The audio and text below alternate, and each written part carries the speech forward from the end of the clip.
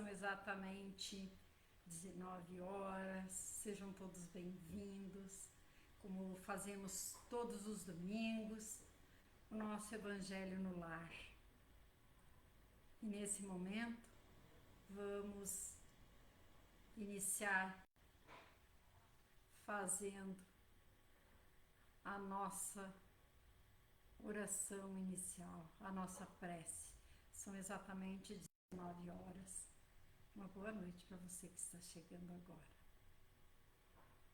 Amado Mestre Jesus, benfeitores amigos, queremos agradecer por mais essa oportunidade de estarmos aqui reunidos em Teu nome. Abençoa-nos, Mestre. Vá adentrando esse lar que nesse momento nos recebe. Vá chegando com a Tua luz de mansinho, iluminando a nossa mente, o nosso coração, iluminando cada cantinho desse lar. Vai levando a tristeza embora, Mestre amado, desse coração ferido, desse coração sofrido.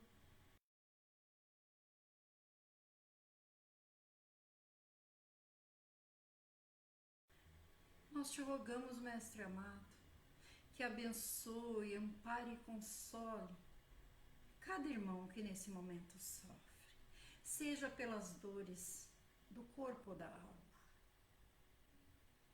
E que nessas águas colocadas, aguardando pelo teu amor, pelo medicamento espiritual, possa ser colocado esse medicamento que mais tarde trará o alívio a essa dor que esse irmão, que essa irmã está sentindo. Abençoa-nos, Mestre Jesus, uma vez mais e fica conosco, agora e sempre. Muito obrigada, que assim seja. Para quem gosta de nos acompanhar, hoje nós vamos ler um pouquinho sobre, no capítulo 14 do Evangelho segundo o Espiritismo, que nos fala sobre o parentesco corporal e o parentesco espiritual. E nos diz assim: os laços de sangue não estabelecem necessariamente os laços entre os espíritos, porque o corpo procede do corpo, mas o espírito não procede do espírito. Porque o espírito existia antes da formação do corpo. Não é o pai quem cria o espírito do seu filho. Ele só fornece o invólucro, o envoltório corporal. Mas o pai deve ajudar no desenvolvimento moral e intelectual do seu filho, a fim de fazê-lo progredir. E aí nos diz o nosso orientador da leitura do Evangelho, diz assim: como se explica o vínculo que existe entre um pai e um filho? O pai fornece ao filho apenas o invólucro corporal, uma vez que o espírito já existia antes da formação do corpo. Se estão unidos, é em razão dos laços de simpatia ou de antipatia que já existiam anteriormente ao reencarnante. Por que nos diz assim? Se estão unidos é em razão dos laços de simpatia ou de antipatia. Porque nos ensina, nos explica a doutrina espírita, que muitas vezes recebemos como nossos filhos um inimigo do passado. E vem justamente para que nós possamos amar como Jesus quer. Esse amor incondicional de mãe e de pai. E aí, assim, resgatarmos aquilo, desfazermos aquilo de ruim que tinha anteriormente. E é por isso que às vezes estamos ligados por laços de simpatia e às vezes por antipatia. Então, por isso que se explica muitas vezes essas, vamos dizer assim, essas animosidades, esses conflitos entre mães e filhos, entre pais e filhos, entre irmãos. Por isso, porque o espírito já existia antes.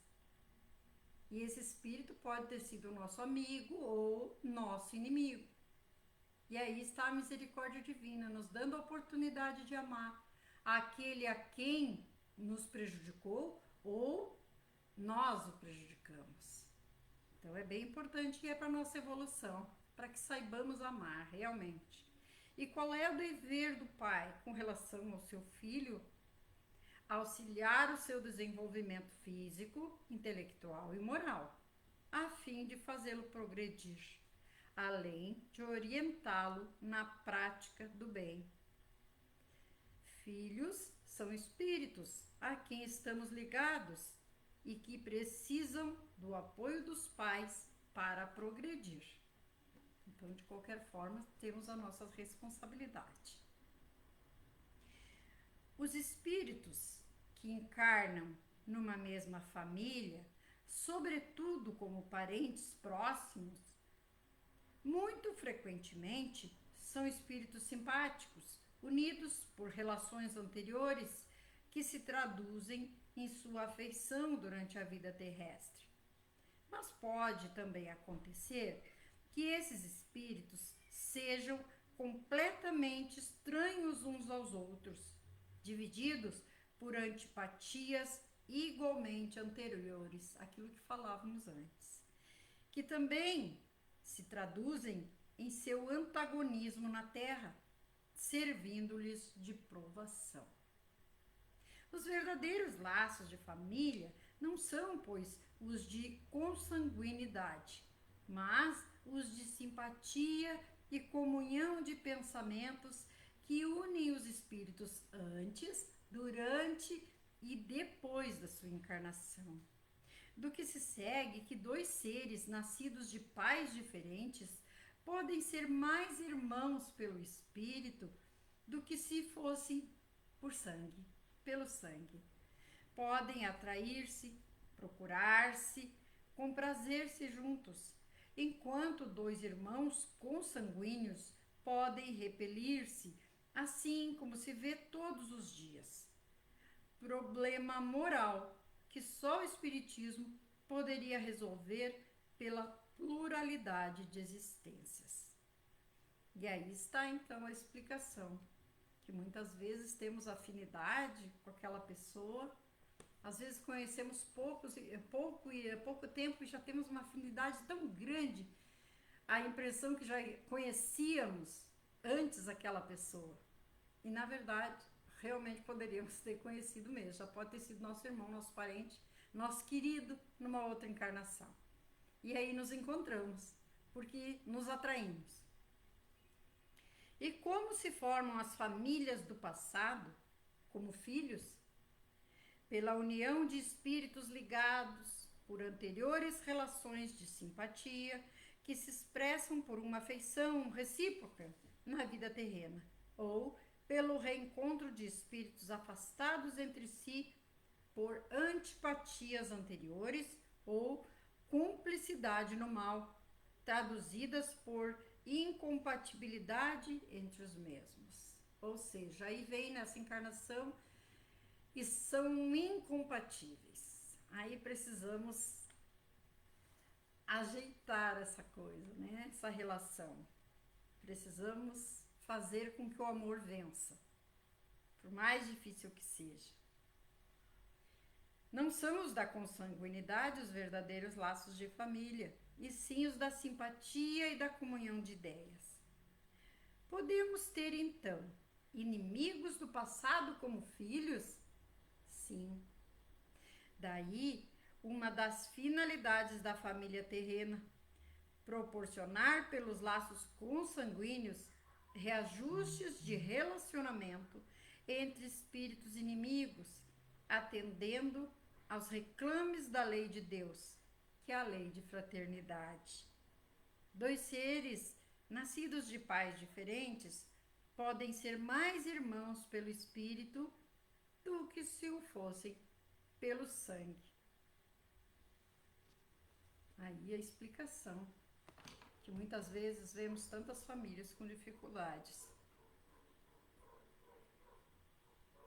de relacionamento, muitos conflitos, e aí está a explicação, o Espiritismo nos explica.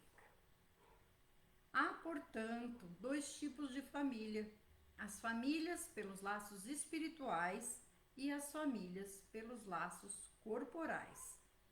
As primeiras, as famílias pelos laços espirituais, são duráveis, fortalecem-se pela depuração e se perpetuam no mundo dos espíritos através das diversas migrações da alma. Já as segundas, as famílias pelos laços corporais, são frágeis como a matéria, extinguem-se com o tempo e muitas vezes dissolvem-se moralmente na vida atual. Foi isso que Jesus quis que se compreendesse, dizendo aos discípulos: eis minha mãe e meus irmãos, isto é, minha família pelos laços do Espírito. Pois quem fizer a vontade de meu Pai que está nos céus é meu irmão, minha irmã e minha mãe. A hostilidade dos seus irmãos é claramente expressa no relato de Marcos, uma vez que, como diz, eles se propunham a apanhá-lo sob o pretexto de que tinha perdido o juízo. Com o anúncio da chegada deles e conhecendo Jesus, o que eles sentiam a seu respeito, era natural que dissesse, falando de seus discípulos sob o ponto de vista espiritual: eis meus verdadeiros irmãos.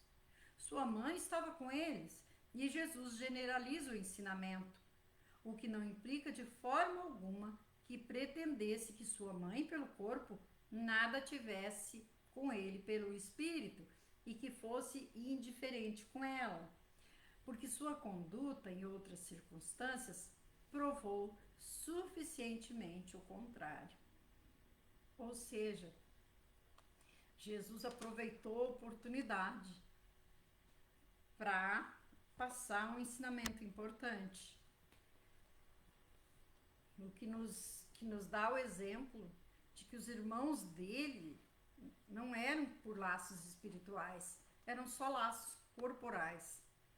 Por isso, queriam entregá-lo às autoridades, diziam que ele estava louco, que tinha perdido o juízo. E aí nos diz assim o orientador: como definimos a parentela corporal e espiritual? A corporal é aquela constituída pelos laços frágeis da consanguinidade e da matéria, que se extinguem com o tempo e muitas vezes dissolvem-se moralmente já na existência atual. Já a espiritual é aquela caracterizada pelos laços espirituais. É fortalecida pela purificação e se perpetua no mundo dos espíritos. Há, pois, duas espécies de famílias, então: as pelos laços espirituais e as pelos laços corporais. Nos contam na literatura espírita que quando um encarna e outros da família, outros membros da família ficam no plano espiritual, ficam trazendo para o nosso vocabulário, ficam torcendo para que aquele irmão que veio consiga vencer as provas, consiga sair vencedor dessa encarnação. E ficam lá orando, intercedendo para que tudo corra bem. São os espíritos afins que ficam ali, têm afinidade, que têm amor por aquele, ficam lá no plano espiritual. Então nós nunca estamos sozinhos aqui, porque nós deixamos lá no plano espiritual amores também que nós não lembramos. E quando desencarnarmos, vamos nos reencontrar com alguns desses amores. E isso é muito bom. E aí nos diz assim, Que ensinamentos nos transmitiu Jesus ao dizer: eis aqui meus verdadeiros irmãos, referindo-se àqueles que não eram seus parentes? Bom, Jesus quis dizer que os nossos verdadeiros irmãos são aqueles a quem nos ligamos pelos laços eternos e duráveis do Espírito. São caracterizados pela estima e simpatia mútua, e não necessariamente aqueles a quem nos vinculamos pelos laços frágeis e temporários da matéria. Então é a nossa esperança. Não somos os únicos, não somos os primeiros, todos nós temos os nossos, vamos dizer assim, desamores, mas Jesus quer que amemos até os nossos inimigos. E é isso, para isso nós viemos, então vamos tentar fazer o melhor que tem no nosso coração. Devemos nos esforçar para criar e ou fortalecer os laços de simpatia entre os que constituem nossa parentela corporal, olha aí, na atual existência. Há pessoas que amamos mais do que os irmãos consanguíneos, mesmo nada sendo para nós. Tranquilo, né? Já está tudo explicadinho. E aí, seguindo nesse capítulo, vem para nós a ingratidão dos filhos e os laços de família. A ingratidão é um dos frutos mais imediatos do egoísmo. Ela sempre revolta os corações honestos. Mas a ingratidão dos filhos com seus pais tem um caráter ainda mais odioso.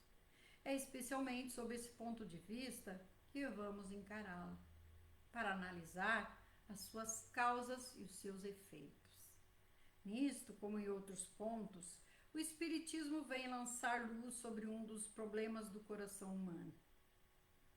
Quando o espírito deixa a terra, leva consigo paixões ou virtudes inerentes à sua natureza e vai ao espaço aperfeiçoando-se ou ficando estacionário até que queira ver a luz. Alguns partem, pois, levando consigo fortes ódios e desejos insaciados de vingança. Mas a alguns desses, mais adiantados que outros, é permitido entrever algo da verdade. Reconhecem os efeitos funestos de suas paixões e é então que tomam boas resoluções. Compreendem que, para chegar até Deus, só há uma senha: caridade. Ora, não há caridade sem esquecimento de ultrajes e de injúrias. Não há caridade sem perdão e com ódio no coração.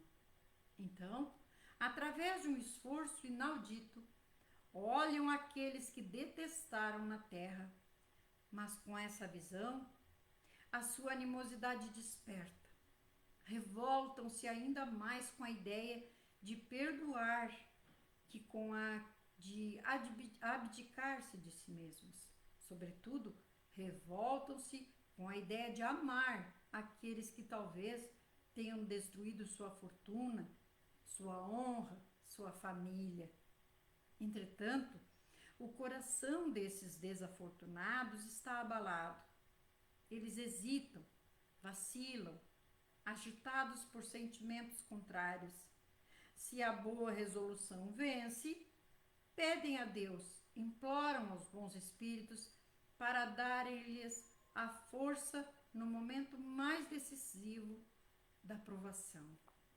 Finalmente, após alguns anos de meditações e de preces, o espírito aproveita-se de um corpo que se prepara na família que detestou e pede aos espíritos encarregados de transmitirem as ordens superiores para cumprir na terra os destinos desse corpo que acaba de se formar. Qual será então sua conduta nessa família? Dependerá da maior ou menor resistência de suas boas resoluções. O incessante contato com seres que odiou é uma prova terrível sob a qual ele às vezes sucumbe, se sua vontade não é suficientemente forte. Assim, conforme seja levado pela boa ou pela má resolução, ele será amigo ou inimigo daqueles entre os quais foi chamado a viver. Por aí se explicam esses ódios, essas repulsas instintivas que se notam em certos filhos e que nenhum ato anterior parece justificar. Com efeito, nada nessa existência poderia ter provocado essa antipatia. Para dar conta disso, é preciso voltar o olhar para o passado. E aí o que falávamos antes, aqueles conflitos que parece que nada resolve, é a mãe, é o pai fazendo de tudo por aquele filho, e aquele filho parece que não corresponde àquele amor todo que é depositado nele. E aí nos diz: e qual a causa da ingratidão no coração do homem, nos diz o orientador? A ingratidão é provocada pelo egoísmo, sentimento próprio dos espíritos ainda endurecidos e imperfeitos. A ingratidão é um sentimento mesquinho que magoa quem recebe e provoca graves danos espirituais em quem o pratica. Que explicação se pode dar à ingratidão dos filhos para com os pais? Quando na presente encarnação não há motivo que a justifique, esse sentimento pode dever-se a inimizades surgidas em vidas passadas. Ódios, perseguições e desejos de vingança não se apagam com a morte, mas atravessam encarnações sucessivas até se extinguirem completamente, dando lugar ao amor. É por isso que Jesus nos aconselha a nos reconciliarmos enquanto estivermos a caminho, nos reconciliarmos com os nossos irmãos. Porque às vezes aquele irmão, às vezes basta um pedido de perdão nosso. E aí você pode me dizer assim, mas não fui eu que errei, não vou pedir perdão. Mesmo que não sejamos nós, devemos pedir perdão. Porque muitas vezes esse pedido de perdão nós conseguimos a reconciliação. E quando somos espíritas ou nos dizemos espíritas, precisamos provar com nossas atitudes.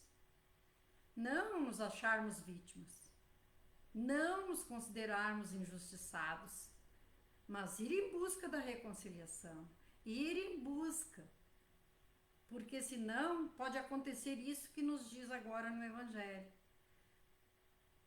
Trazermos para nós um filho que muitas vezes não vai conseguir passar por essa prova e vai nos odiar muito.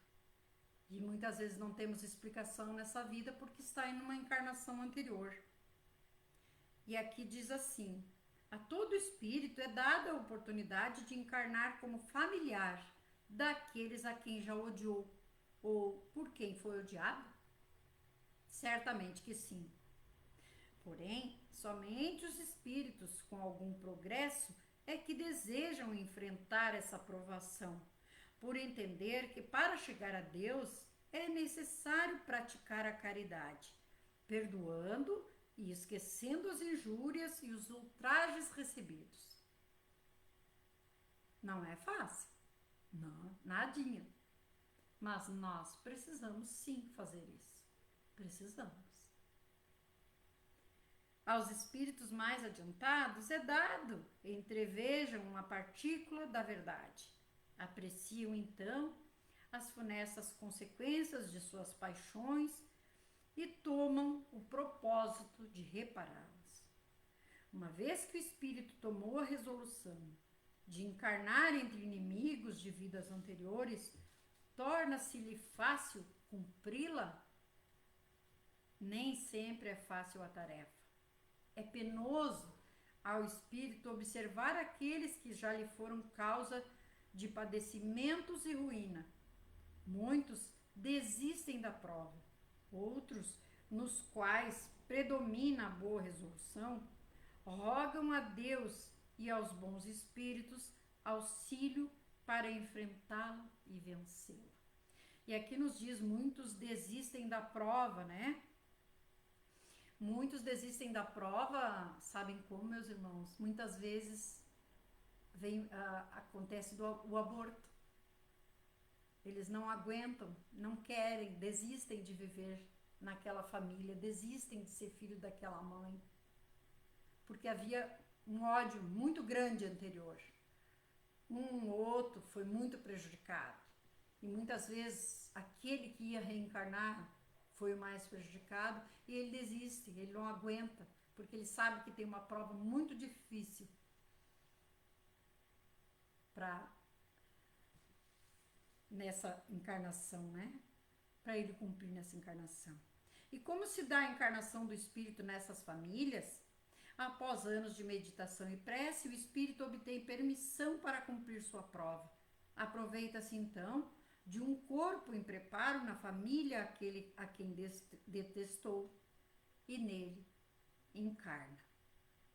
A encarnação entre antigos desafetos é a oportunidade que a misericórdia infinita de Deus nos concede para expiar as nossas faltas passadas e mais rapidamente chegar até o Pai, até o nosso Criador. Uma vez encarnado, que atitude poderá adotar o espírito para com seus familiares? Seu procedimento dependerá da maior ou menor persistência em cumprir as resoluções tomadas antes de encarnar.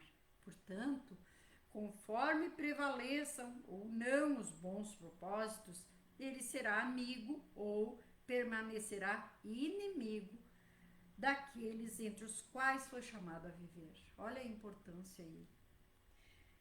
Para se apreender a causa de ódios e repulsões instintivas manifestadas por certas crianças, sem nenhum motivo que os justifique naquela existência, torna-se necessário voltar o olhar para o passado, que provavelmente foi um inimigo nosso na outra encarnação.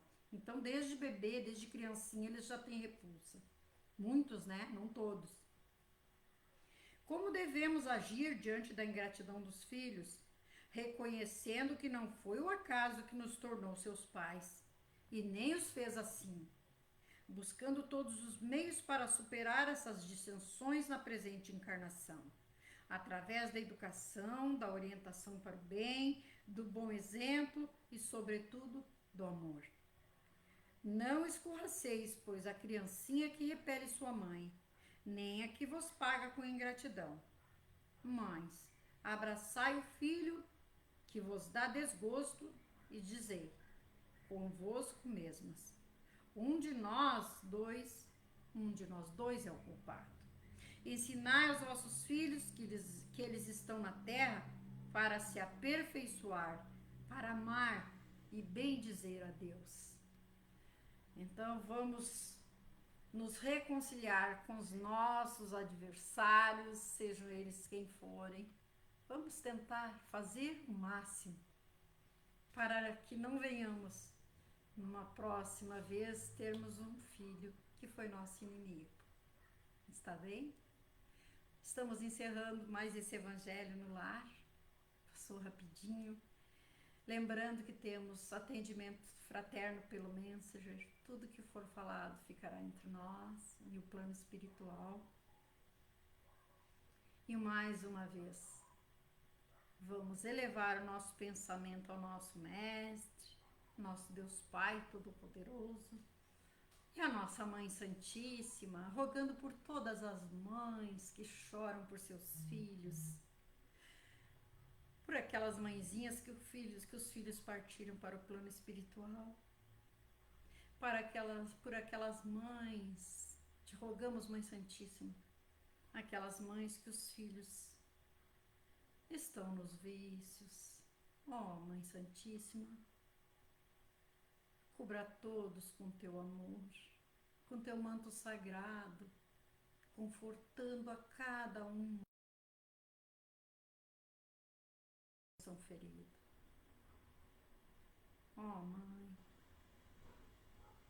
queremos te pedir por aquelas mães que partiram para o plano espiritual, deixando aqui seus filhos amados. Queremos te rogar ainda por todos aqueles irmãos que se encontram em dificuldades, seja de ordem material, de ordem espiritual.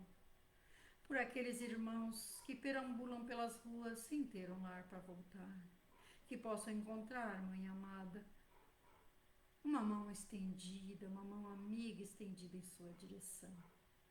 Te rogamos por todos aqueles que se encontram enfermos, em casa, nos hospitais. Ó Mãe, que o bálsamo consolador seja derramado nesse momento em cada lar e que nas águas tenham recebido medicamento espiritual que possa aliviar ou curar as suas dores, assim que esse irmão, que essa irmã beber essa água com fé. Abençoa-nos hoje, agora e sempre. Que assim seja. Um beijo no coração. Obrigada pela companhia. Que assim seja.